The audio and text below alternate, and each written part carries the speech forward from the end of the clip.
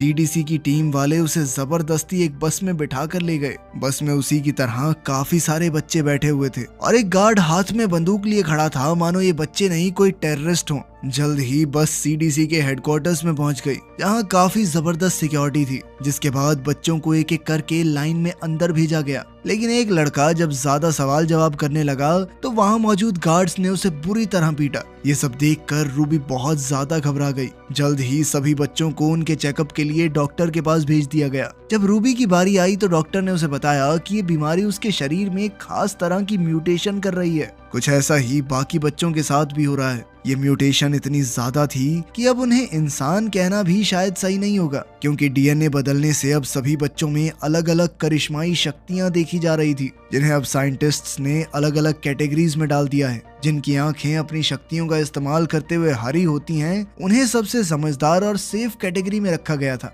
Blue आंखों वाले बच्चों के पास चीजों को बिना हाथ लगाए हवा में उड़ाने की शक्तियां थी, और जिनकी आंखें गोल्डन थी वो बिजली को कंट्रोल कर सकते थे। ये तीन रंग फिर भी सेफ थे, लेकिन कुछ बच्चों की आंखों में रेड और ऑरेंज कलर भी देखा गया था, जो काफी रेयर था। और इस तरह के बच्चों को पता लगते ही खत्म करने के ऑर्डर्स दिए गए थे, क्योंकि इनकी शक्तियां बहुत ज्यादा खतरनाक थी। जल्द ही टेस्ट के दौरान डॉक्टर को पता चला कि रूबी भी ऑरेंज है, जिसके बाद स्क्रीन पर टर्मिनेट यानी खत्म करने का मैसेज फ्लैश करने लगा। डॉक्टर ने रूबी को कुछ ना बताते हुए बड़ी शांति से एक इंजेक्शन उठा लिया, जिसकी मदद से वो शायद रूबी को खत्म करने वाला था। रूबी को एहसास हो गया था कि कुछ तो गड़बड़ जरूर है, जिसके बाद उसने भागने की कोशिश तो की, लेकिन डॉक्टर ने तुरंत उसे पकड़ लिया। पर इससे पहले कि वो उसे इंजेक्शन लगा पाता, रूबी ने डॉक्टर का हाथ पकड़कर कहा कि वो ऑरेंज नहीं ग्रीन है। इस दौरान उसकी आंखों में ऑरेंज कलर भी चमका, जिसके बाद डॉक्टर ने चुपचाप रूबी की फाइल में उसका कलर ऑरेंज से ग्रीन कर दिया। इसका मतलब ये था कि रूबी के अंदर किसी के भी दिमाग पर काबू पाने की शक्ति है।